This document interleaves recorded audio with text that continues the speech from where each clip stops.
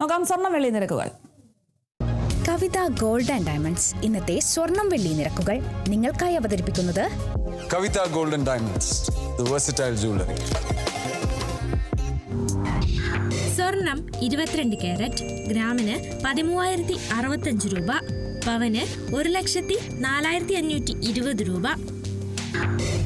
സ്വർണം 18 കാരറ്റ് ഗ്രാമിന് 10,840 രൂപ, പവന് 86,720 രൂപ.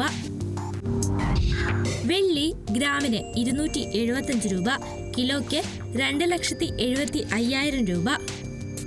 കവിത ഗോൾഡ് ആൻഡ് ഡയമണ്ട്സ് ഇന്നത്തെ സ്വർണം വെള്ളി നിരക്കുകൾ നിങ്ങൾക്കായി അവതരിപ്പിച്ചത് Kavitha gold and diamonds, the versatile jewellery. ഇനിയൊരു പ്രധാനപ്പെട്ട വാർത്തയിലേക്കാണ്. ഇടതു മുന്നണിക്കൊപ്പം നിലപാടിൽ മാറ്റമില്ലെന്ന് ജോസ് കെ മാണി.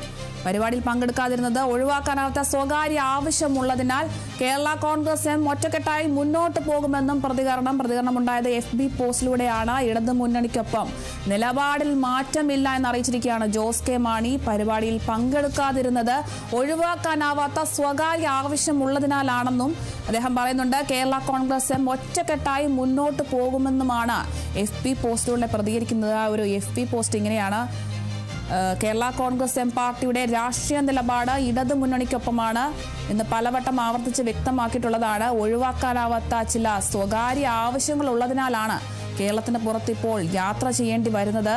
ഈ കാരണത്തിലാണ് തിരുവനന്തപുരത്തെ ഇടതു മുന്നണി സംഘടിപ്പിച്ച സമര പരിപാടിയിൽ പങ്കെടുക്കാതിരുന്നത്.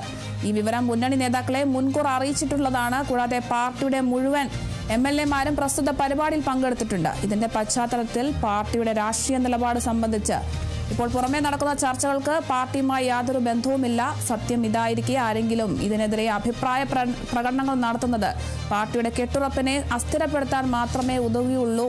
കേരള കോൺഗ്രസ് എം ഒറ്റക്കെട്ടായി മുന്നോട്ട് പോകുമെന്നൊക്കെയാണ് FB പോസ്റ്റിലൂടെ അദ്ദേഹം പ്രതികരിക്കുന്നത്.